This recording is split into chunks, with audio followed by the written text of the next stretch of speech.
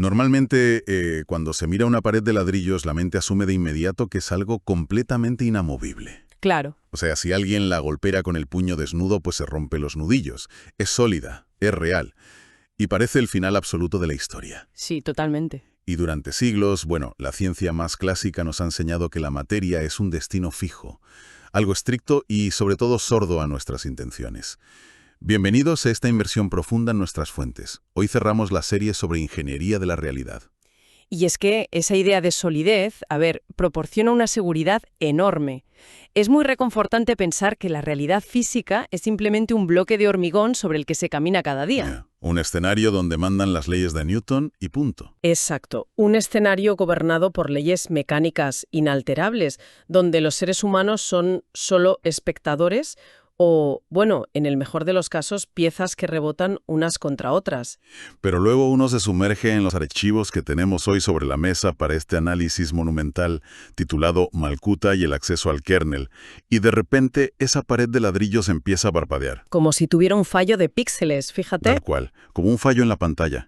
Y el material de hoy es para que a cualquiera le explote la cabeza. Estamos hablando de cruzar historiales médicos de psiquiatría contemporánea, actas notariales del siglo XVII avaladas por cirujanos y traducciones literales de la lengua aramea antigua, la peshita. Y el propósito de cruzar fuentes que parecen tan dispares es intentar desentrañar una hipótesis que, francamente, desafía a toda la física clásica. Cuéntanos, porque la misión de hoy es fuerte. Pues, ¿y si los grandes eventos que la historia ha catalogado como milagros incomprensibles no fuesen actos de magia insondable? Vale. ¿Qué pasaría si en realidad estuviéramos ante ejecuciones maestras de código en el propio software de nuestra realidad física? Vale, vamos a desgranar esto porque propone un cambio de paradigma que es brutal. Propone dejar de ver la realidad como ese muro inamovible y empezar a entenderla como un sistema operativo programable. Y lo que sugieren los estudios que vamos a revisar es que la mente humana, o más bien una consciencia altamente enfocada, podría ser el teclado exacto que reescribe el código del mundo físico. O sea, la biología conmutable. Eso es.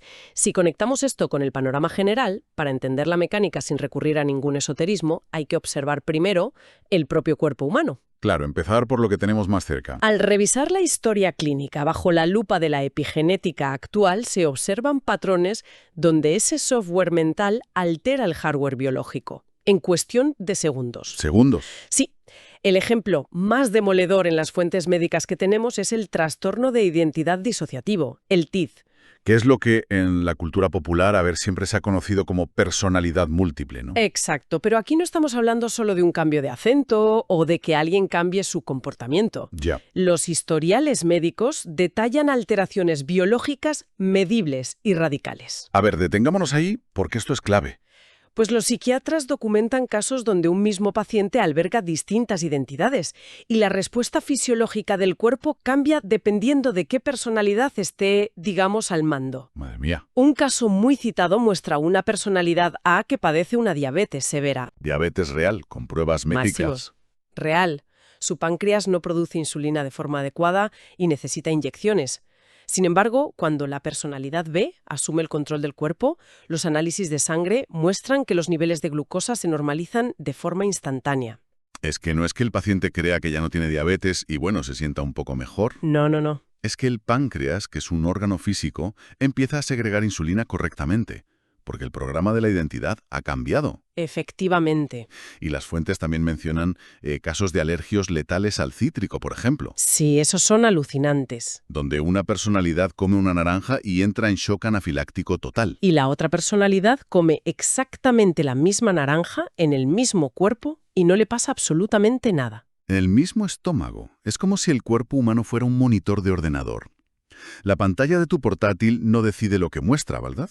Claro, solo obedece. Solo obedece al software que se está ejecutando en la placa base. O sea, si cambias el disco duro, cambian los píxeles. Esa analogía tecnológica es brillante para ilustrar el concepto médico de la ideoplastia, que el biólogo Bruce Lipton, en su obra La biología de la creencia, explora a fondo. Bruce Lipton, exacto. Durante décadas imperó el dogma del determinismo genético, o sea, la idea de que los genes son los arquitectos inflexibles de nuestro destino. Que si tienes el gen, estás condenado. Eso nos decían. Pero la epigenética demuestra que la célula es más bien un chip programable. No está controlada por el gen de forma aislada, sino por la lectura que la conciencia hace del entorno. ¡Wow! El cerebro lee una creencia, genera una cascada de neuropéptidos y hormonas, y esa química dicta a las células si deben expresar salud, enfermedad o una alergia. Y esa idioplastía, ese poder de la idea para moldear la carne, llega a extremos que de verdad parecen de ciencia ficción. Los documentos detallan los famosos estudios clínicos del psiquiatra Arthur Chapman. Ah, los estudios de las ampollas hipnóticas. Eso es. En un entorno controlado, inducen a un sujeto a un estado de trance muy profundo. Ajá. Y se le toca el brazo con un lápiz o una moneda que está a temperatura ambiente. No quema. Pero se le dice que es metal al rojo vivo. Exacto. Se le dice que está ardiendo. Y el sujeto lo integra con una certeza absoluta. Y lo fascinante del experimento de Chapman es el cómo reacciona el cuerpo. Sí. Al creer ciegamente en la quemadura, el cerebro del sujeto envía señales de emergencia masivas. Sin calor real. Sin calor. Dilata los vasos sanguíneos en esa zona específica. Ordena al sistema inmunológico que libere histaminas y literalmente construye una ampolla de segundo grado, con inflamación, con líquido, todo. Tela. No hay una fuente de calor externo, pero la mente ha fabricado una lesión física de la nada, usando tejido y fluidos basándose solo en una creencia sintonizada. Es alucinante, pero... A ver, sigue siendo un proceso interno. O sea, el cerebro engañado usa sus propios recursos biológicos para crear la ampolla. Y aquí es donde se pone realmente interesante. Ya sé por dónde vas. Claro, porque necesitamos ver el límite. Si una certeza absoluta puede fabricar una quemadura, ¿qué ocurre cuando forzamos esa máquina al máximo? Exacto. ¿Dónde está el tope? Si pasamos de reordenar el flujo sanguíneo a materializar o desmaterializar masa sólida, entramos en territorio desconocido. Y las fuentes nos arrastran a dos casos históricos con un rigor documental y legal aplastante. Empecemos por el primero, que nos sitúa en Lourdes, en Francia, en el año 1902. El caso de Marie Bailly. Un caso famosísimo. Una joven en las etapas finales de una peritonitis tuberculosa. Su abdomen estaba masivamente hinchado, deformado por tumores duros y fluidos. Y la acompañaba al tren un médico joven y muy escéptico. El doctor Alexis Carrel, nada menos. El mismo, que luego ganaría el Premio Nobel de Medicina. Carrel la examinó exhaustivamente y anotó en su cuaderno que la paciente estaba desahuciada. La muerte era inminente. Cuestión de horas, decía. Pero Carrel se topa de frente con un colapso material que él consideraba imposible. ¿Qué pasó exactamente? El pulso se estabilizó y el detalle crítico para la ciencia, es que no hubo evacuación de fluidos.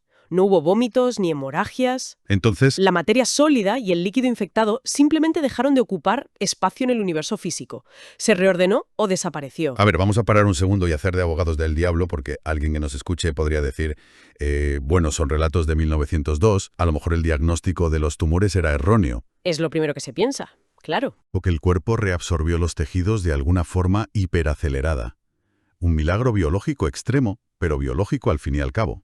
Sí se podría argumentar eso. Pero es que las fuentes descartan esa tabla de salvación biológica cuando retroceden al 1940. 1640, el milagro de Calanda. Perdón, sí, 1640. Hablamos de Miguel Juan Pellicer.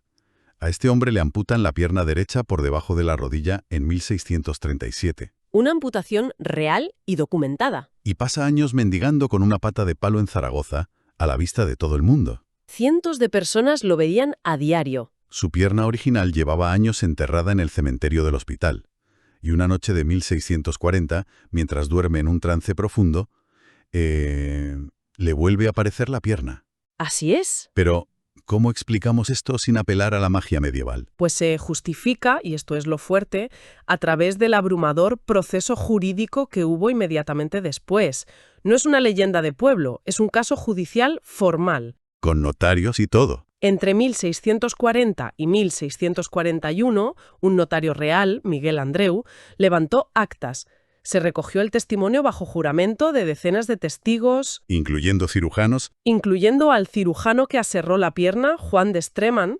Todos testificaron en contra de sus propios intereses y de la ciencia de su época, porque lo que tenían delante era innegable.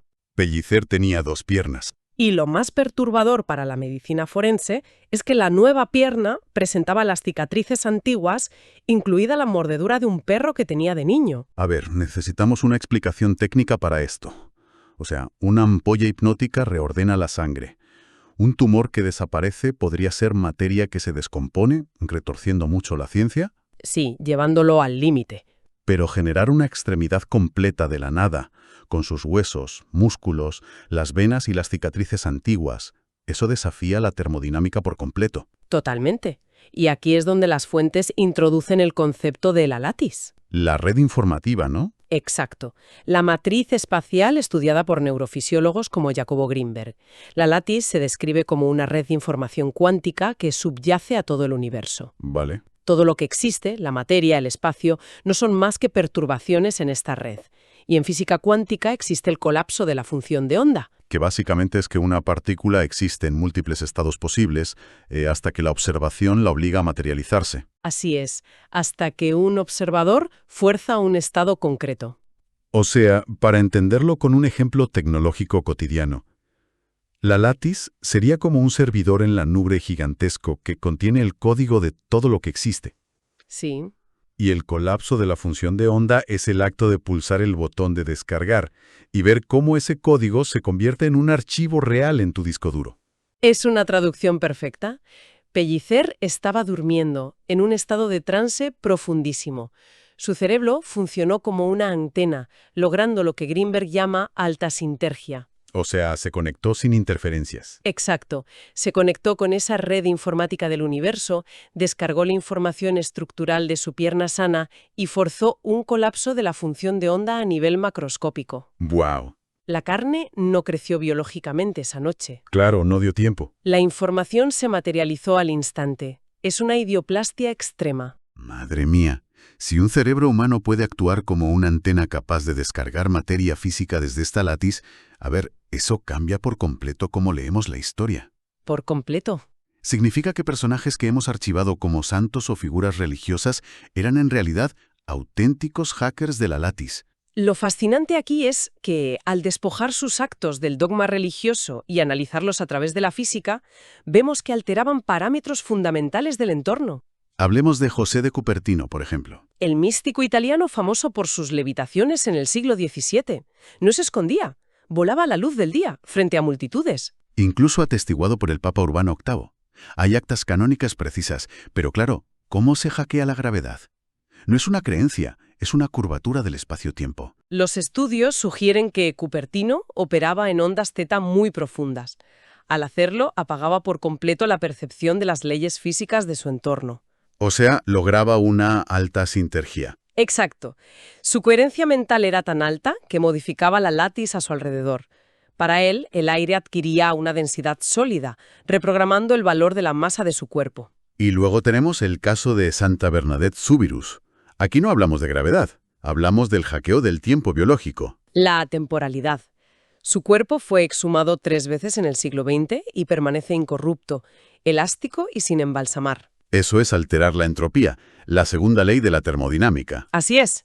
Las células suspendieron la señal de desgaste, logrando una sintropía, que es un orden infinito. Y las fuentes también mencionan al Padre Pío y sus bilocaciones. El tipo aparecía en 2 sitios a la vez, atestiguado por militares y médicos. Un ejemplo macroscópico de entrelazamiento cuántico. Sincronizaba su consciencia con 2 nodos distantes de la lattice al mismo tiempo.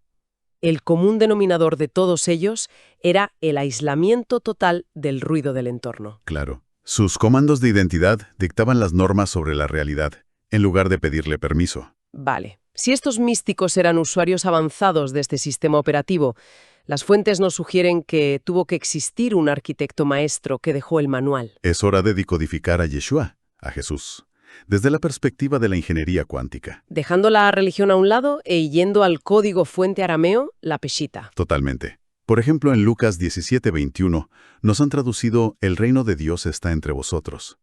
Pero la lectura literal del arameo es «Malkutat dalaja legom min han hei». Y esas palabras lo cambian todo, ¿no? Todo. Malkuda no es un reino geográfico, en las nubes. Es un dominio, un sistema operativo. Y Lego significa en el centro, en el núcleo. o en el kernel. O sea, el acceso al kernel. La interfaz para modificar la lattice está dentro del observador. ¡Qué locura! El panel de control siempre ha residido en nuestro núcleo interior. ¿Y esto encaja perfecto con Juan 14:13? El famoso «todo lo que pidáis al Padre en mi nombre» Que leído en arameo parece el manual de un hacker. es pura traducción técnica. Pedir es tishalun, que significa sintonizar o desear con foco. ¿Vale? En mi nombre es beshemi, que significa en la misma frecuencia vibratoria. Ajá. Y yo lo haré es ebed, que es ejecutar o colapsar la función de onda. Entonces, ¿qué significa todo esto? ¿Yeshua no estaba pidiendo un favor a un jefe en las nubes? Para nada. Nos estaba dando la contraseña del administrador.